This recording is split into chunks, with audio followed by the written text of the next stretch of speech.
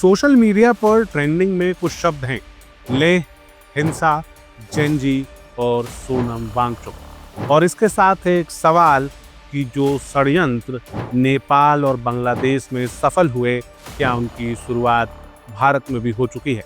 नमस्कार, मैं सौरभ कुमार, आप देख रहे हैं आयुध। आज के वीडियो में बात करेंगे आखिर लेह में हो क्या रहा है, इसके पीछे कारण क्या है और क्या ये हिंसा आगे भी फैल सकती है।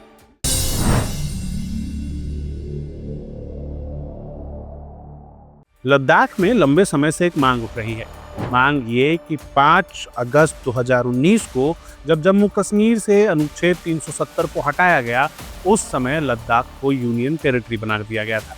अब लद्दाख की मांग थी कि उन्हें वापस पूर्ण राज्य का दर्जा दिया जाए। इस मांग को लीड करने में जो नाम सामने आ रहा था, वो नाम सोनम वांगचुक का था। सोनम वांगचुक आखिर है कौन?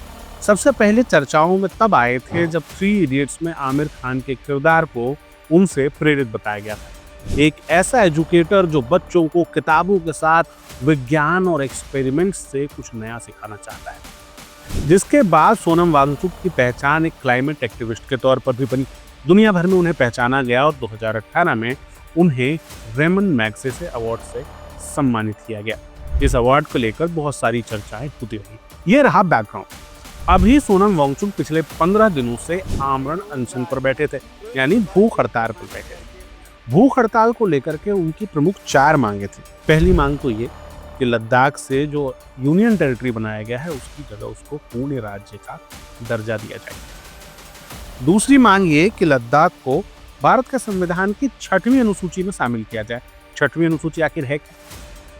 6वीं अनुसूची ये कहती है कि जहां पर जनजातीय समाज है, वहां पे उनके इथनिक कल्चर को बनाए रखने के लिए, उनकी पहचान को बनाए रखने के लिए उन्हें स्वशासन का अधिकार दिया जाए, यानी कि वहां की सरकार में उनका भी हस्तक्षेप हो और इसके साथ ही अपने राज्य में टैक्स कलेक्शन भी कर पाए। इसके साथ ही अभी की बात करें तो अभी भारत में आसाम, मेघालय, त्रिपुरा और मिजोरम ऐसे राज्य हैं जो संविधान की 6वीं अनुसूची में। इसके साथ ही स्थानीय लोगों के लिए वहां की नौकरियों में आरक्षण की मांग भी सोनम वांगचुक और उनके सहयोगी कर रहे थे। चौथी मांग ये थी कि लेह और कारगिल के लिए भारत की संसद में एक सांसदीय सीट प्रस्तावित की जाए।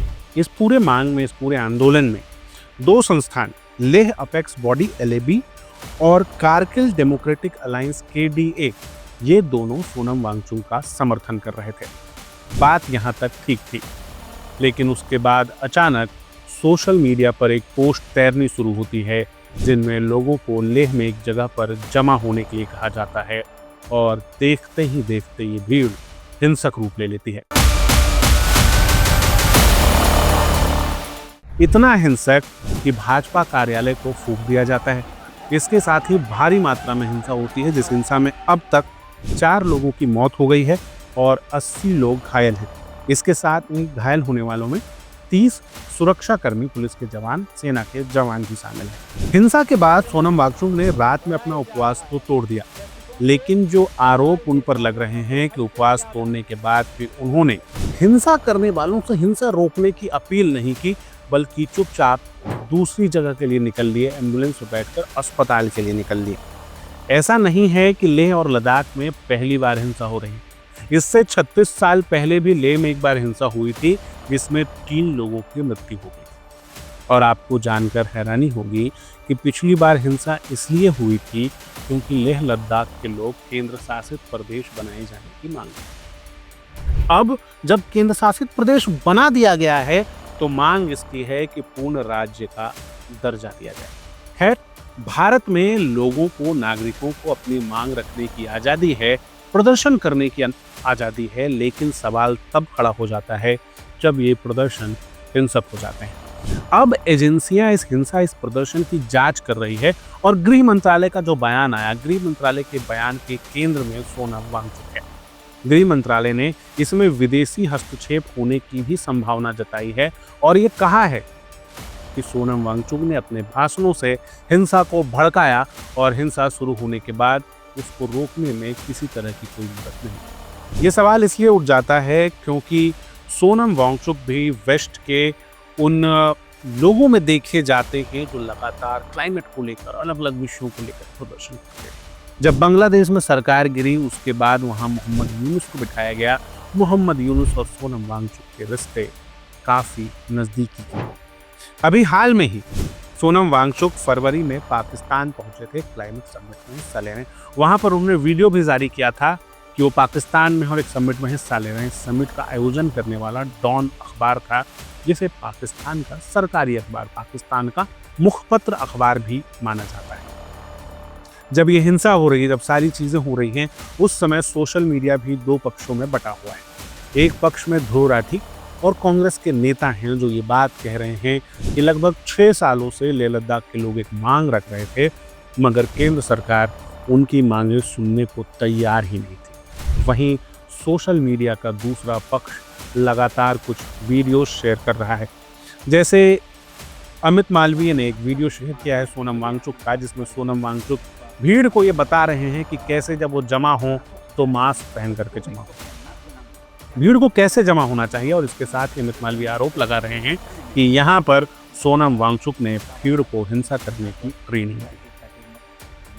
इसके साथ सोनम वांगचुक का एक और बयान भी तैर रहा है, जिसमें वो कह रहे हैं कि बांग्लादेश, श्रीलंका और नेपाल की तरह भारत में भी जेन जी युवा क्रांति लेकर के आए। जो हिंसा करने वालों की भीड़ दिख रही है, उनमें से एक गुट का नेतृत्व कांग्रेस के काउंसलर कर रहे हैं। कुछ दिनों पहले जब राहुल गांधी ने सोशल मीडिया पर यह ट्वीट किया था कि भारत के युवा, छात्र और जेन जी मिलकर वोट चोरी को रोकेंगे, उस समय भी आरोप यही लगा था कि राहुल गांधी सारा श्रीलंका, बांग्लादेश और नेपाल की तरफ कर रहे हैं, क्योंकि श्रीलंका में जहां आंदोलन युवाओं का था और बांग्लादेश में छात्रों का, वहीं नेपाल में आयोजन जेन जी का था। सवाल वही है कि क्या बाहरी शक्तियां, क्या डीप स्टेट भारत में अशांति फैलाने की कोशिश कर रहा है, और दूसरा सवाल, क्या लेह से इसकी शुरुआत हो चुकी है। कमेंट करके बताइए आपको क्या लगता है। इसके साथ ही इस तरह के मामलों के लिए, लगातार अपडेट्स के लिए आयुष से जुड़े रहिए। हम इस तरह के वीडियोस आपके लिए लगातार लेकर आते रहते हैं। आपका बहुत बहुत धन्यवाद। लगातार जुड़े रहने के लिए आयुध को सब्सक्राइब जरूर करें।